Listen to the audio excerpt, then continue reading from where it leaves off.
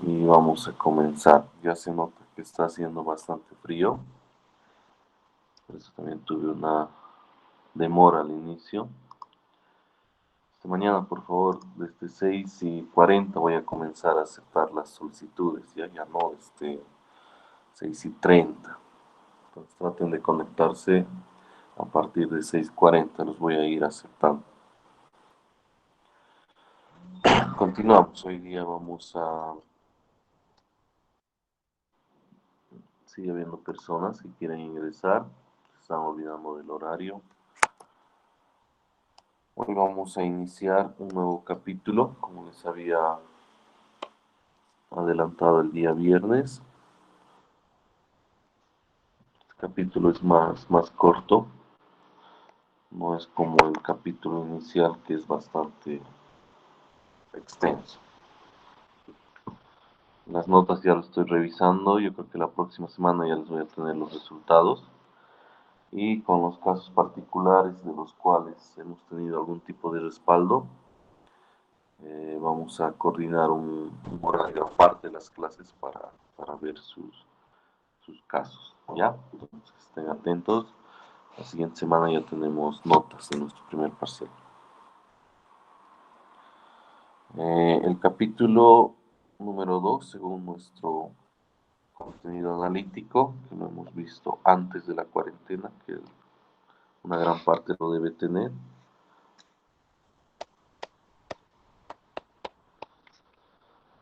Ya comenzamos a ver uno de los transistores, ¿no? El transistor bipolar de unión.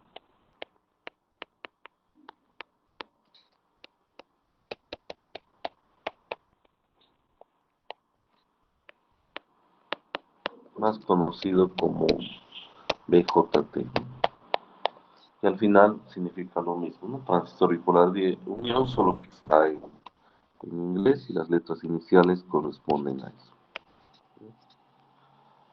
Nosotros vamos a usar más el término BJT para referirnos a este transistor.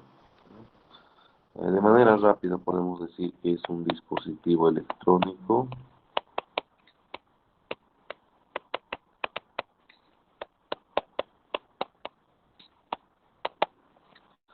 semiconductor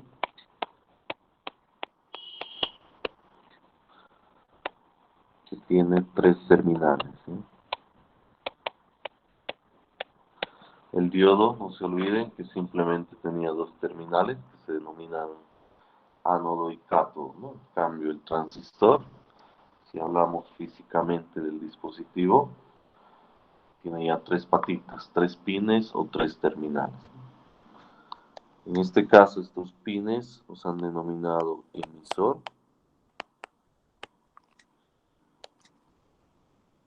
colector y base. Son los nombres con los cuales los han bautizado: emisor, colector y base. Los nombres tienen referencia a lo que hacen, ¿no? Por la parte del emisor o la zona del emisor se emiten los electrones, entonces el nombre más adecuado ha sido emisor. Colector es el que junta o recolecta los electrones, entonces, por eso lo han denominado colector. Y la base es la que controla, y esto es como un centro de operación, una base, etcétera. Entonces, de ese modo les han dado nombres relacionados a la tarea que realizan. Es un transistor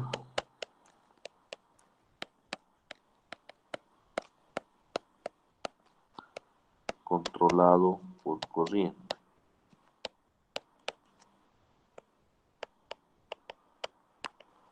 Hay dos grupos de transistores. Un grupo de transistores, los controlados por corriente, y un segundo grupo de transistores controlados por voltaje. Los controlados por corriente tenemos precisamente a los BJT, y los controlados por voltaje tenemos los FET, ¿no? Que luego vamos a ver. ¿Cuál es su aplicación? ¿Para qué se han hecho estos dispositivos? Estos dispositivos sirven por su aplicación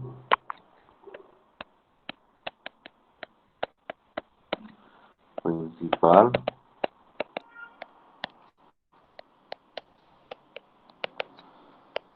clasificación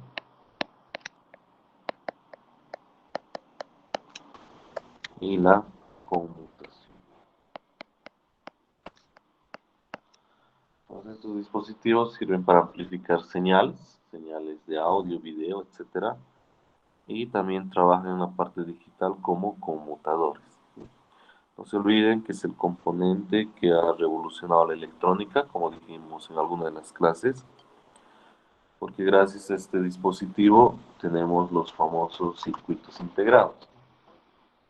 Y gracias a los circuitos integrados tenemos todo lo que nosotros usamos cada día y todo lo que facilita nuestra vida, ¿no? Que lo podemos resumir como maravillas electrónicas, ¿no? Que nosotros nos hemos hecho tan dependientes de estas cosas que si nos quitan todo esto en este momento, yo creo que sería difícil adaptar nuestra forma de vida porque tenemos una dependencia bastante grande. Entonces los chips o circuitos integrados dentro de sí tienen millones y millones de transistores actuando con la opción de conmutación, ¿no? Trabajando como conmutadores. Por eso la importancia del transistor en nuestra vida y además en la electrónica. Ahora, la clasificación de estos transistores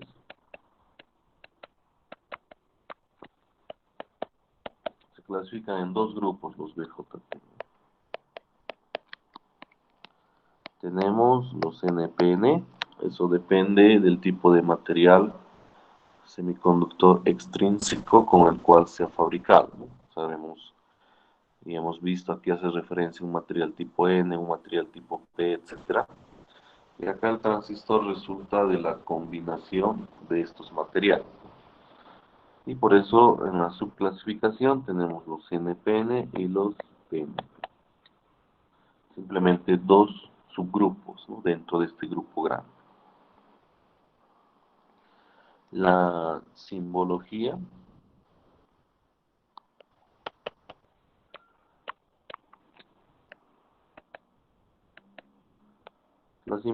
que más se ha aceptado y que más se utiliza en gran parte de las bibliografías es la siguiente.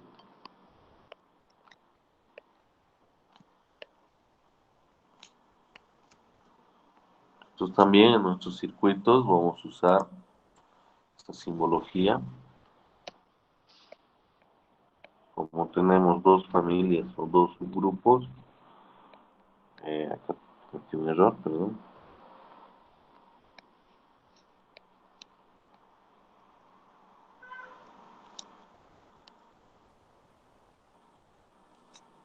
Estas son la representación de cada uno de los transistores BJ. ¿Ya? Donde esta terminal sería el colector, esta terminal la base y esta terminal el emisor. En este caso, colector, base, emisor. Entonces, claramente se puede ver que la letra C para ambos casos hace referencia a lo que es emisor, pero la C es colector, ¿no? La E es emisor y la B la base, ¿no? En el primer caso estaríamos hablando de un BJT NP. Y en el segundo caso de un BJT PNP. ¿Ya? Pues vayan diferenciando y asociando la simbología a cada caso. Cuando ya trabajemos con los circuitos, después de ver un poco de teoría, vamos a usar directamente estos símbolos, ¿ya? Hay algunos libros y algunos autores que le aumentan un círculo, ¿no? También esa simbología es la segunda más utilizada, pero nosotros vamos a usar esta. Si ven en algún libro un círculo más acá, entonces hace referencia al mismo transistor, al mismo componente. ¿De acuerdo? Los niveles de dopaje.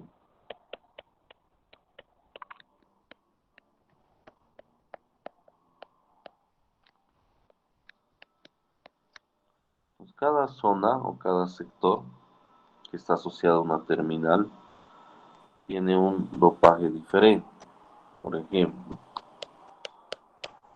el emisor es la región que está más fuertemente dopada.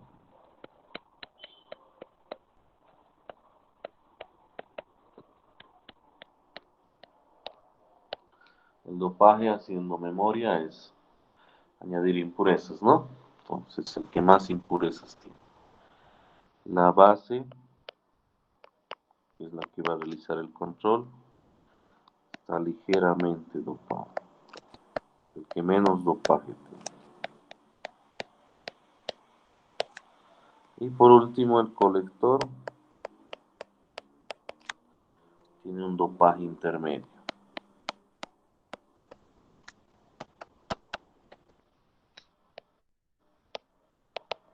¿Ya? Ahora, si vemos la estructura interna, como nos imaginamos que es el transistor.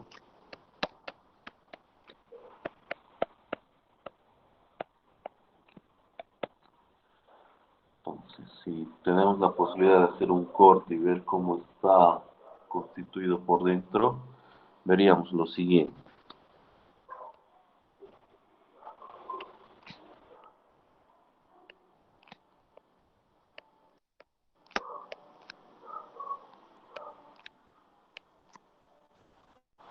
Vamos a ver los dos grupos de transistores.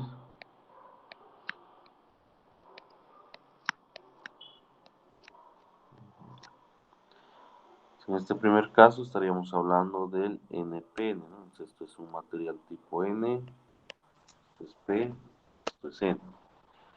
En el segundo caso, estamos hablando de un PNP, un material semiconductor extrínseco tipo P, N, P, ¿no? Donde estarían las terminales, sería colector, base, emisor, ¿no? Colector, base, emisor, ¿ya? El primero corresponde al BJT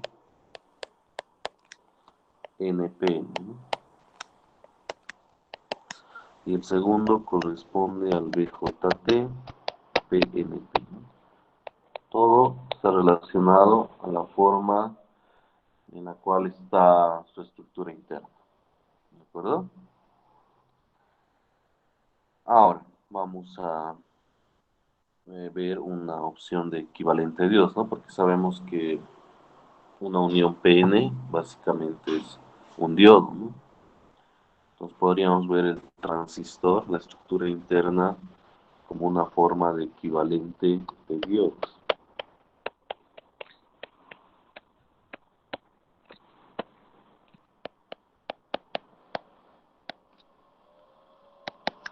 Entonces el primer transistor, por ejemplo, yo lo podría ver de la siguiente manera, ¿no? Acá podría dibujar un diodo PN y acá podría dibujar otro diodo, ¿no? Y tener mis tres terminales: colector, base, emisor, ¿no? Está hablando del BJT NP, ¿no? Al segundo caso podríamos seguir la misma idea y también dibujar un equivalente en forma de diodos, ¿no?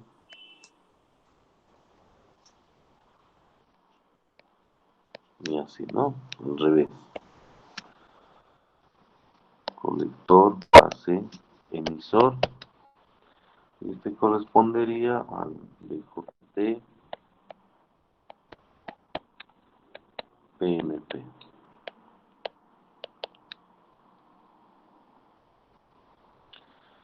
Eh, entonces la pregunta que surge o la idea que puede surgir es, por ejemplo, ¿para qué voy a comprarme un transistor si tengo muchos diodos, ¿no? Podría conectarlos de esta manera y tener un transistor, ¿no? Eso es lo por lo que acabamos de dibujar, la equivalencia en forma de diodos de un transistor. Pero no les va a funcionar y no es posible ¿Debido a qué? Debido a los niveles de dopaje, ¿ya? Esto anótense, acuérdense. No puedo fabricarme un transistor a partir de diodos utilizando este equivalente.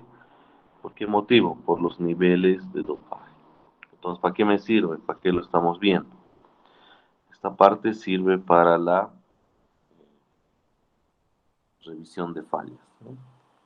Entonces, cuando un transistor empieza a tener problemas, yo puedo empezar a revisar siguiendo este equivalente, ¿no? Y ver si hay un problema en el diodo entre base y emisor o hay un problema entre el diodo base y colector, ¿de acuerdo? Y de esta manera determinar la falla y reemplazar el transistor. Entonces es útil ver el transistor de esta manera para la parte de fallas. Lo que sí no es posible es armarme un transistor, por ejemplo, en un laboratorio que necesito un transistor y me he olvidado, pero me acuerdo de la teoría y tengo diodos y pretenda armarme un transistor de emergencia. Eso no es posible. Volvemos a repetir por los niveles de dopaje de cada sector, ¿no? El emisor está fuertemente dopado, la base es el que menor dopaje tiene y el colector un dopaje intermedio. ¿De acuerdo? Pues debido a eso no podemos armarnos nuestro transistor. Continuamos. Esta línea no sé por qué salió. Ya luego lo voy a arreglar. No me deja continuar. Veamos, vamos a deshacer. Debería deshacerse la acción. ¿Qué parte era? Ahora sí, ya. Rápidamente voy a anotar lo que me faltaba. PNP. Y acá lo vamos a resumir con las fallas, ¿sí? Continuamos. La estructura interna.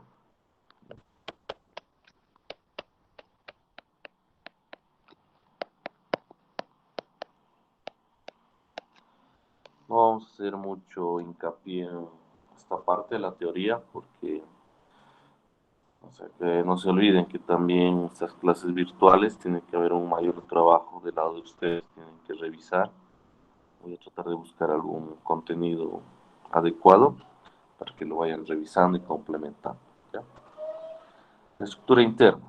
Vamos a agarrar el primero, el NPN, ¿ya? Entonces es como si yo tuviese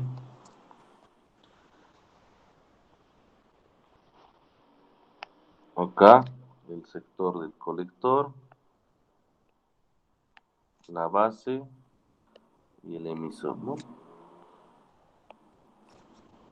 Con sus terminales, ¿no? Colector, base, este es N, este es P, este es N, ¿no? Estamos viendo el primer caso, NP. Haciendo un poquito de memoria. El material tipo N tiene exceso de electrones. Nos representamos eso, ¿no? Dibujamos rápidamente. El P tiene exceso de huecos. El N otra vez exceso de electrones. ¿De acuerdo? Ahora, por el simple hecho de unir materiales tipo P con N, aparece lo que es una pequeña barrera de potencial, ¿no? Acá electrones con huecos se recombinan, pero no puede pasar nada más, que no hay una energía externa que siga empujando o impulsando, ¿no? Acá tenemos nuestras barreras de potencial, ¿no?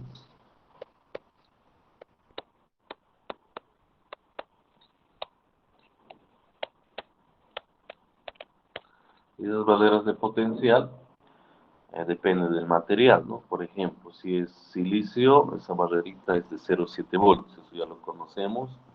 Si es germanio, esa barrera es de 0,3 voltios, ¿no?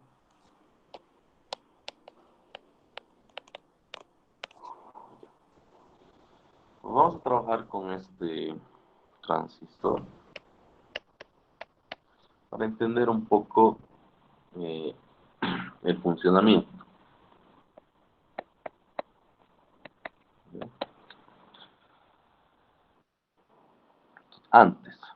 Antes vamos a ver la estructura interna, ¿no? Del PNP va a ser, como ya hemos visto, la descripción hace un momento.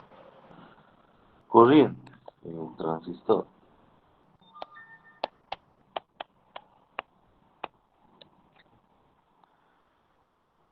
Si nosotros agarramos la simbología del primero, que es el que vamos a ver inicialmente, sería este, ¿no? Colector, base. Acá tendría una corriente que a partir de este momento se va a llamar I de base. Y voy a tener otra corriente que lo vamos a denominar I sub C o I de colector. Y acá tenemos una última o tercera corriente que lo vamos a llamar I de emisor. I sub B, la corriente de base.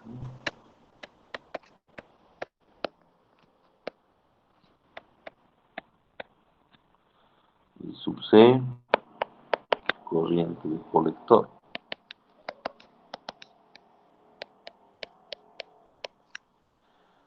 Y I sub E es la tercera y la última corriente de emisor. La nomenclatura y los nombres para las corrientes. Ahora hay ya unas ecuaciones, ¿no? Ahorita vamos a ver dónde salen las ecuaciones, pero en este momento las vamos a escribir. La primera ecuación para transistor. I de emisor es igual a I de colector más I de base. ¿De dónde sale eso? Si ustedes lo ven como un nodo el transistor y lo encapsulamos, solamente vemos lo que entra y sale, aplicando la ley de corrientes podemos decir esto, ¿no? La corriente que sale es I de emisor y las que están ingresando son I de base y de colector. Entonces, podemos escribir esta ecuación que es válida. I de emisor igual a I de colector más I de base. ¿Ya? Ahora hay una relación entre estas corrientes. Por ejemplo, beta es igual a I de colector sobre I de base. Luego, alfa es igual a I de colector sobre I de base. Son relaciones entre las variables de corriente, ¿no? Beta es la ganancia de corriente, etc. ¿Ya? Que más adelante vamos a ir viendo un poco más de detalle. Ahora veamos el funcionamiento, que es lo que nos interesa, ¿no? Vamos a ver de manera rápida cómo es que funciona el transistor. Y eso va a ir respaldando esto de las corrientes, de dónde salen las corrientes, etc. ¿Ya?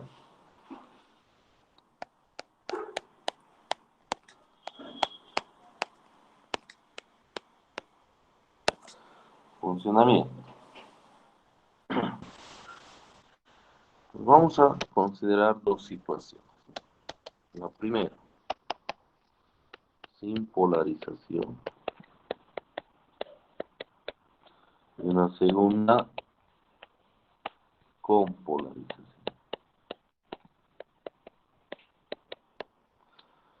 En el primer caso, aquí hacemos referencia. Sin polarización quiere decir el componente solito, sin nada externo. ¿Ya?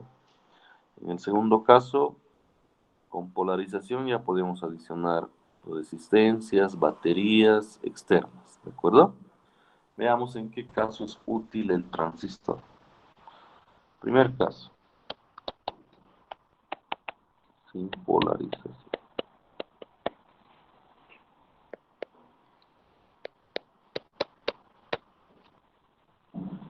Agarramos nuestro transistor. Vamos a agarrar la estructura tal como es y la simbología. Dibujamos colector, base, emisor. Como no puedo adicionar nada externo, sería el componente solito, ¿no? N, P, P, ¿no? Rápidamente. Sus electrones, etcétera. Los huequitos y otra vez electrones. Listo. Y las barreras, ¿no? Que aparecen del simple hecho de acercar los dos materiales. Simbología. Estamos hablando de este transistor. Colector, base. Esta sería la primera situación, sin polarización. Yo puedo observar que en este caso no hay corriente. ¿Sí? Conclusión, no hay corriente.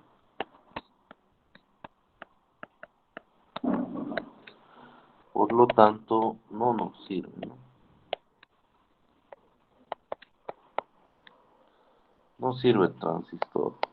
O sea, no es útil en estas condiciones. ¿Ya? No va a poder amplificar, peor trabajar como un conmutador, prácticamente no va a hacer nada. ¿A qué conclusión estamos llegando? De que para hacerlo operable, para hacerlo útil, o para que el transistor trabaje, necesitamos polarizar. ¿De acuerdo? ¿Qué quiere decir polarizar? Darle las condiciones para que el transistor pueda trabajar. Dicho de otra manera, añadirle componentes externos que permitan al transistor poder ser operable o poder trabajar. ¿De acuerdo? Pues veamos el segundo caso. Ya sé que si no lo polarizo, el transistor no sirve de nada. Con polarización.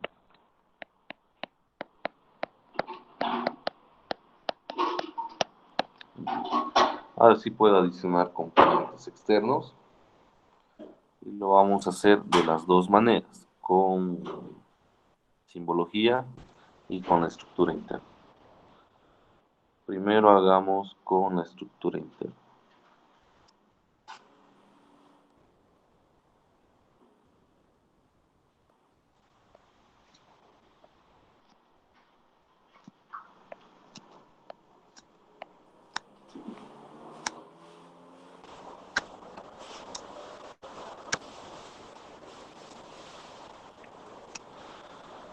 Ya. Electrones, toda la cuestión.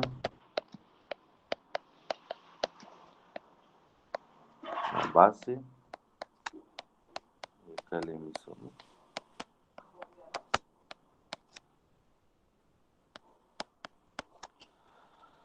Ya. Y acá nuestras barreritas, ¿no? Representamos.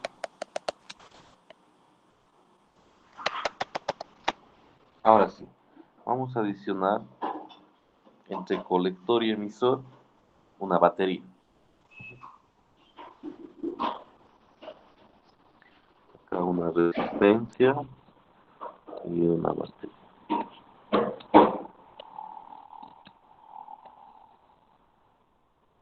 La batería la vamos a llamar BCC y esta resistencia RC, ¿no? Esto relacionado a las terminales, ¿no? Colector, entonces RC, este es emisor. Ya. Vamos a dibujar lo mismo en forma de simbología. Estaría haciendo algo así, ¿no? RC y acá la batería externa.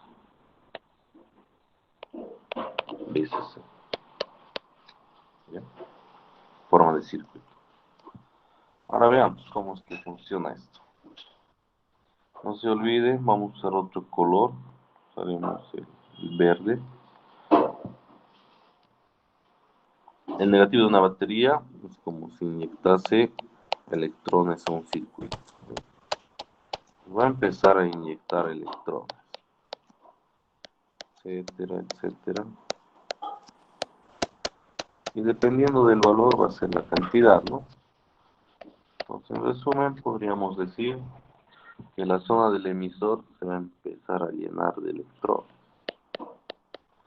Y estos electrones, como son cargas iguales, van a pretender empujar a estos electrones que ya están ahí. ¿Ya? Pero estos electrones no van a pasar a la otra zona antes. Los huecos y el positivo es como sin estarse huecos, ¿no?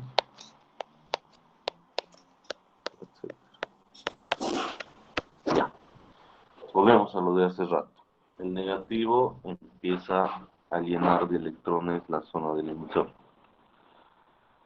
Como ahí había electrones, se repelen, ¿no? Entonces van a querer pasar a la otra zona, a la zona de la base. ¿De quién va a depender que pasen a la zona de la base? De la base, del circuito de la base. No se olviden que acá hay una unión PN. Entonces, mientras no se vence esa barrera de potencial, estos electrones no van a brincar a la zona de la base. ¿De acuerdo? Entonces ahí entra la función importante de la base. Se había dicho que la base realiza el control. Entonces observen que si la base se decide no polarizar esa unión PN, nunca van a pasar los electrones y no va a haber nada. ¿De acuerdo? En sí, la base es como una llave de paso. Él decide cuándo pasa el flujo de electrones y cuándo no pasa. ¿De acuerdo? Entonces eso quiere decir que necesito un circuito adicional acá.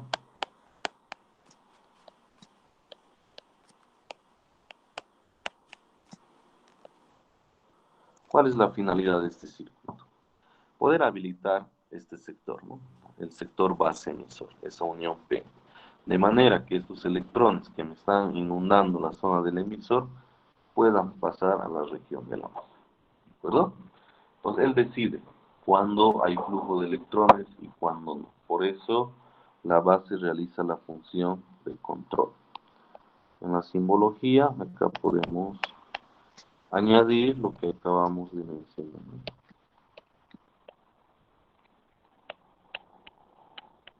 Entonces el circuito base emisor es clave, es vital para que el transistor funcione. Si no hay eso, no va a funcionar. Continuamos. Entonces, de esta manera, con este circuito adicional de la batería B sub B, B sub B y RB, un poco para limitar la corriente, habilitamos este sector y estos electrones que estaban ahí concentrados empiezan a brincar al sector de la base. ¿De acuerdo? Ahora, como la base está ligeramente dopado, es el que menor dopaje tiene, estos electrones se combinan con los huecos. Como no está muy dopado, entonces pocos electrones van a venir a este lado. ¿Ya? Y va a quedar concentrado en la base la mayor cantidad de electrones que me están inyectando por el emisor. Entonces acá estos electrones van a empujar a los electrones del colector y como por acá están ingresando huecos, estos van a ser atraídos y estos brincan y empiezan a fluir en este sentido.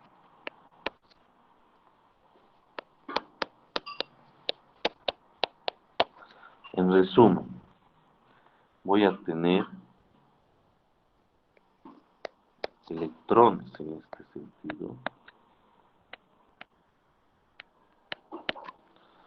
y voy a tener huecos en este sentido. ¿De acuerdo? Entonces hacemos un resumen y agarramos el símbolo del transistor.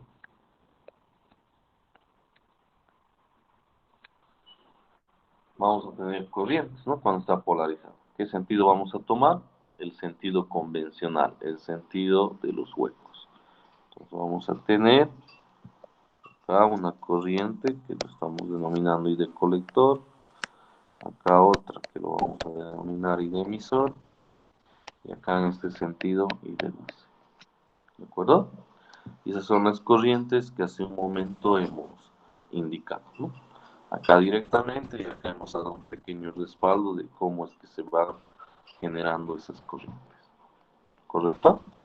Entonces ya estaría justificado por qué aparece y en qué situación trabaja el transistor, ¿no? Y es útil en la situación de polarización. No se olviden con polarización.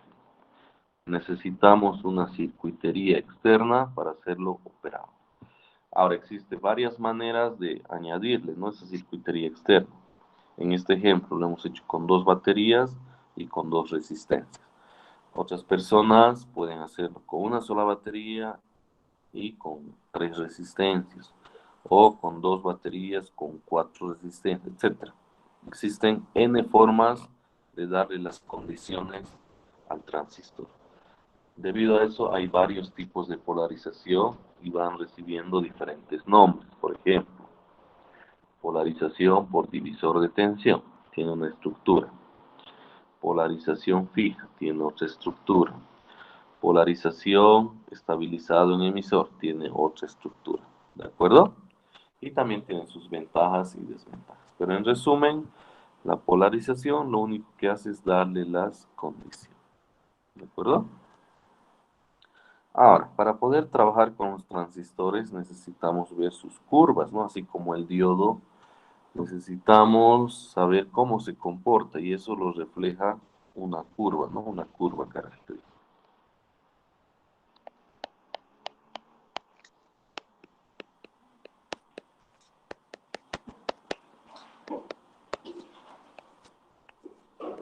Vamos a tener 2 curvas, ¿ya? La primera, curva característica de entrada. Acá se puede ver, ¿no? La parte de base emisor es como el circuito de entrada y la parte colector emisor, este circuito es como el circuito de salida. Entonces, vamos a hablar de 2 circuitos. Por lo tanto, vamos a hablar de 2 curvas. Primero veamos la entrada. La entrada es la que realiza el control. Esto me va a relacionar una corriente con un voltaje. Esa corriente va a ser la corriente de base. Este voltaje va a ser el voltaje base emisor porque ahí hay un diodo. Entonces, como es un diodo, la curva básicamente es como del diodo. Va a ser exponencial. Vamos a volver a dibujar. Con todo lo que ustedes ya conocen. Con su voltaje umbral. Si es de silicio, este voltaje umbral 0,7. Si es de germanio, este voltaje 0,3. ¿De acuerdo? Entonces, si yo quiero que el circuito de entrada esté operable, me baso en esta curva, ¿no? Tengo una corriente y un voltaje. Para que funcione, tengo que hacerle llegar a base emisor un voltaje dependiendo del material con el cual está fabricado el transistor. Ya esto ya es conocido. Sería como un diodo esa parte. ¿De acuerdo? Y también sé que si no hay una corriente de base, el transistor no funciona. Eso ya lo hemos visto hace rato. Entonces, la base, la corriente de base, es la que realiza el control.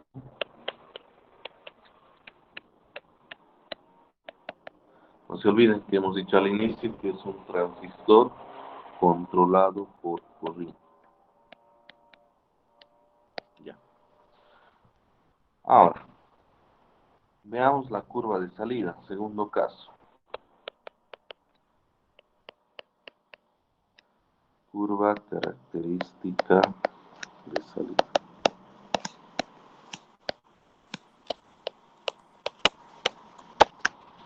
Acá ya trabajan 3 variables. Vamos a ver, vamos a volver a dibujar el circuito. Agarramos nuestro transistor.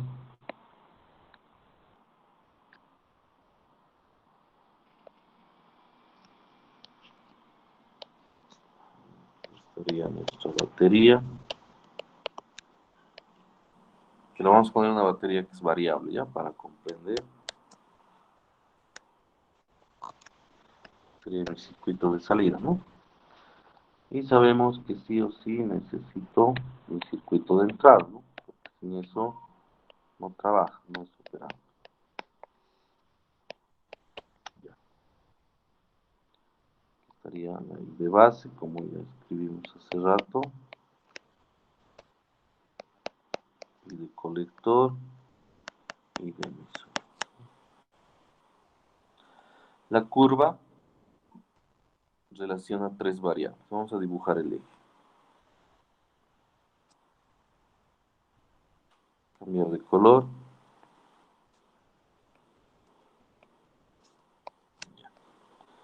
Está por ahí. En el eje Y, nuestra variable I de colector. En el eje X, nuestra variable voltaje colector emisor. ¿Dónde está colector emisor? Aquí está el colector y aquí está el emisor. Estaríamos hablando de este voltaje. Aquí estaría la variable voltaje colector emisor. ¿Ya? Ahora, cada gráfica de I de colector va a ser para un determinado comportamiento del circuito de entrada. Por ejemplo, acá no es BCC, ¿no? Acá nos hemos equivocado. Esto es BBB. Es otra batería. Por ejemplo, yo pongo en BBB un voltaje de 5 voltios, ejemplo. Y RB, no sé, 10K. Entonces, con esos valores voy a tener una corriente de base definida. ¿De acuerdo? Y para ese circuito de entrada voy a tener un comportamiento en el circuito de salida. ¿Correcto? Ahora, si yo cambio el RB a 20K, ya voy a tener otra corriente de base y otro comportamiento en el circuito de salida. Y así puedo tener N corrientes de base y N comportamientos en la salida. ¿Ya? Vamos a ir dibujando y luego explicamos.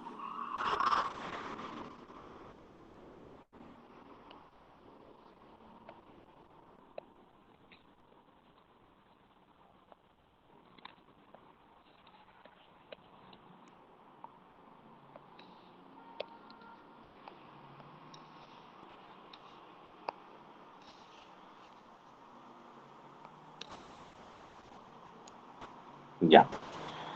Por ejemplo, he hecho unas curvas que ahorita no entendemos de dónde salen. Vamos a marcar aquí. Cada curvita azul corresponde a un determinado caso de I de base. Por ejemplo, este va a ser para un I de base 1. Tengo esa curva para el I de colector. Esto para un I de base 2, I de base 3, I de base 4, I de base 5, etcétera, ¿no? Hasta N podemos tener. N, digamos. Ya. Veamos el primer caso, I de base 1. ¿Cómo defino I de base 1? Con estas dos variables, ¿no? RB y esta batería. Con esta batería y con esta. Digamos, le pongo un valor y esta corriente me da I de base 1. ¿De acuerdo? Entonces, la primera curva va a ser para ese caso. Empieza en el origen I de colector. ¿Qué quiere decir? Que si no hay nada en el circuito de entrada, no tengo corriente de colector. ¿De acuerdo? Tiene que haber un I de base. Entonces, a medida que el voltaje, que es en el eje X, que acá empieza en 0, y va a ir creciendo, ¿no? Hasta un determinado valor. Si el voltaje VCC es 0, tampoco hay corriente. ¿De acuerdo? Entonces, tengo que ir aumentando el voltaje. Entonces, si agarro un amperímetro, le doy las condiciones en el circuito de entrada y voy aumentando el valor de VCC, voy a ver en el amperímetro que el I de colector va creciendo, va aumentando progresivamente. Eso representa esta parte inicial. Luego, va a llegar un momento en que, a pesar de que siga aumentando, se va a mantener constante. Esto representa la parte central. ¿Ya?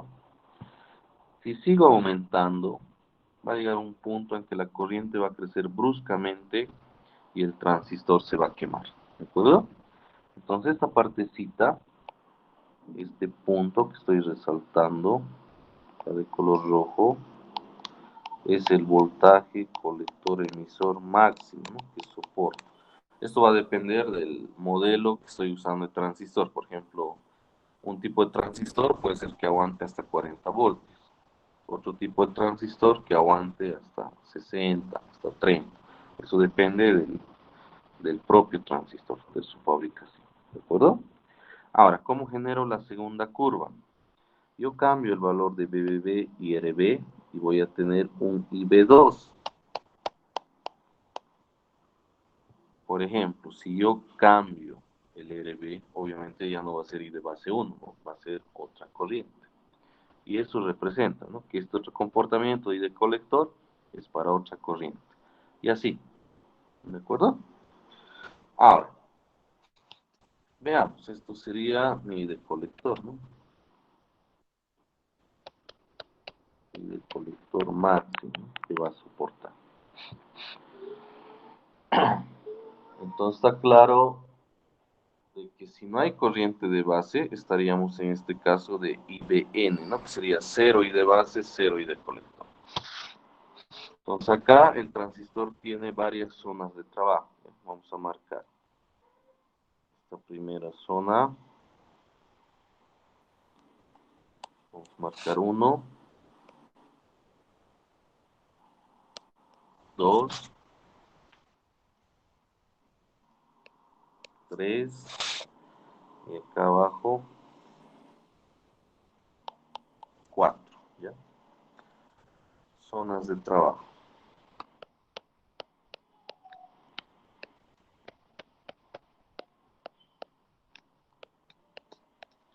Transistor tiene 4 zonas de trabajo. Y algunos autores acá van a tener mucho cuidado, solamente dicen 3. Ahorita vamos a aclarar cuál zona no la mencionan o no la consideran como zona.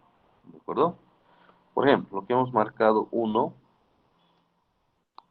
en la gráfica es la zona activa. ¿Ya? Lo que hemos marcado como 2,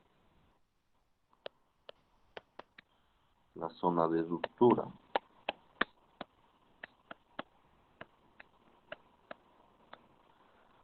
Lo que hemos marcado como 3, la zona de saturación.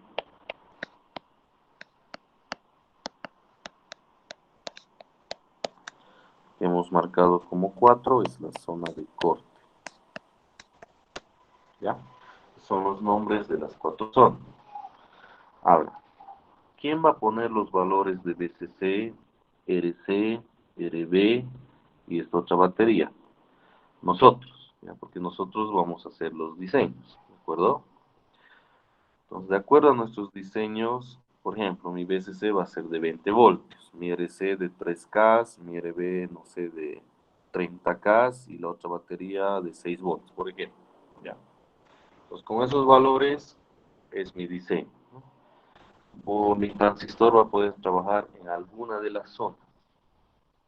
Por ejemplo, si mi diseño hace que mi transistor trabaje en la zona activa, yo puedo tener amplificación. O puede trabajar el transistor como un amplificador.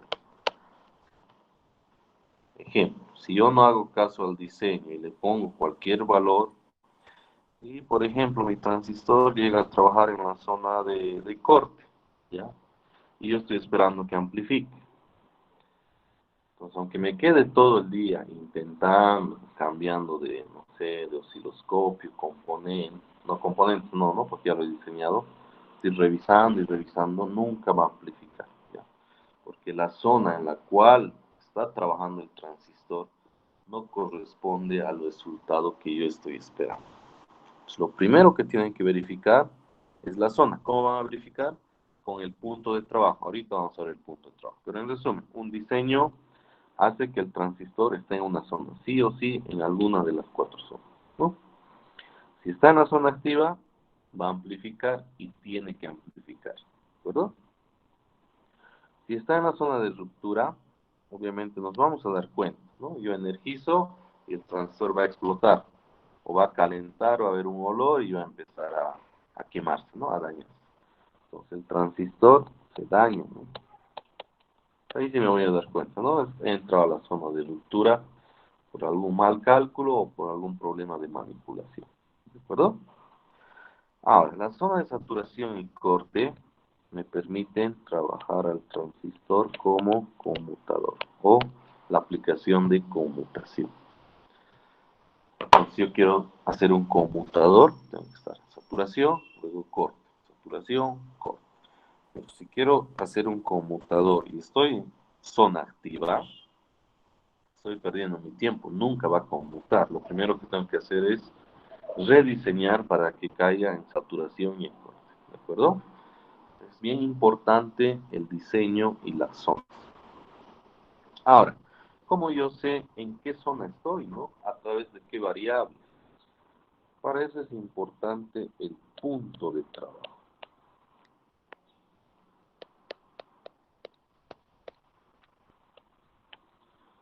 Ustedes con un diseño van a tener un punto de trabajo.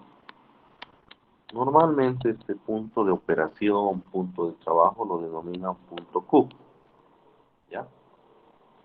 El punto Q está definido por tres variables. I de base, I de colector y voltaje colector emisor. Esas tres variables van a decir en qué partecita o en qué zona voy a estar. Y según eso ya voy a saber qué puedo hacer, ¿no? Ahora, ¿cómo es que yo defino I de base, por ejemplo? Normalmente no estamos acostumbrados, ¿no?, a hacer los diseños directos.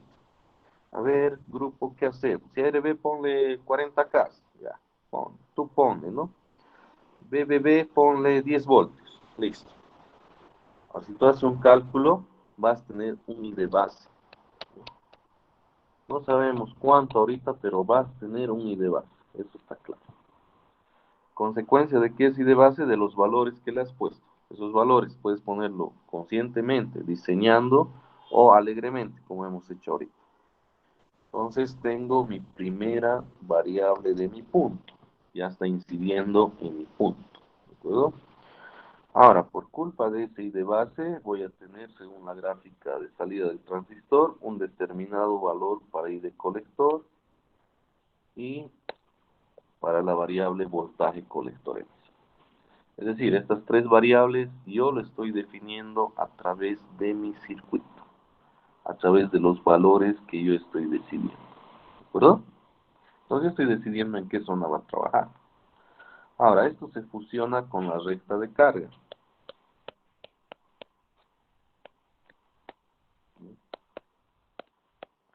La recta de carga también lo aportamos nosotros.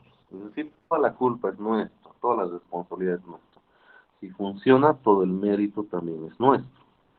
Si no funciona, también toda la culpa sería nuestra. Para la recta de carga, que es de esta forma, es una recta que puede ser así, puede ser más achatada, menos empinada, etc. Eso también lo definimos nosotros, ¿ya? Porque acá estaría el voltaje colector emisor del corte, y acá la corriente de colector de saturación. Y más adelante con calma vamos a ver. Sobre esto está el I de base que yo defino según mi circuito. Y acá estaría mi punto de operación. Punto Q, que tendría la variable voltaje colector emisor y la variable corriente de colector. No se olviden de las tres variables. Está I de base, voltaje colector emisor. Mi punto Q puede estar aquí al medio, simétrico. Eso es bueno, ¿ya? Porque va a amplificar bien, etcétera. Pero podríamos hacer un mal diseño y mi punto podría estar muy aquí, Q1, digamos. ¿Sí? O mi punto podría estar muy hacia arriba, Q2. Entonces depende de nosotros dónde va a estar el punto. Esto lo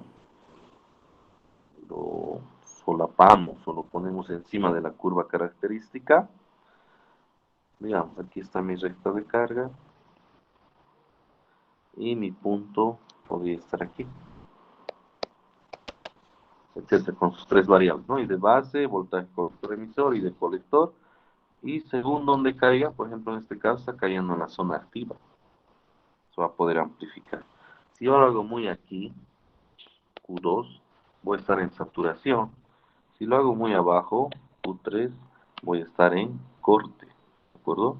O si lo hago muy aquí, Q4, voy a estar en activa, pero casi de corte. Voy a tener problemas en algún momento. Eso más adelante vamos a explicar los detalles. Pero en resumen, a lo que me voy es nosotros somos directamente responsables con el diseño que hacemos, con los valores que elegimos y de acuerdo al punto que cae en una zona podemos tener algún resultado. ¿De acuerdo? No esperemos un resultado de amplificador si es que estamos en una zona que no corresponde y tampoco al revés. ¿De acuerdo? Entonces por hoy yo creo que hasta acá vamos a ver la teoría y mañana ya empezaríamos con problemas. Vamos a empezar a polarizar, a hacer cálculos y ver todo lo que hemos ido mencionando. ¿Ya? Entonces traten de reforzar revisando primero la bibliografía. Si no, pueden revisar también documentación adicional siempre y cuando sea válida. ¿Ya? Entonces, no sé si tienen alguna pregunta o inquietud. Si no, quedaríamos acá y mañana ya nos enfocamos directamente a polarización. ¿Qué dicen? ¿Está claro? ¿Se ha entendido? Espero que sí. Y así mañana podamos continuar sin problemas. ¿Qué dicen muchachos? Pueden escribir por el chat.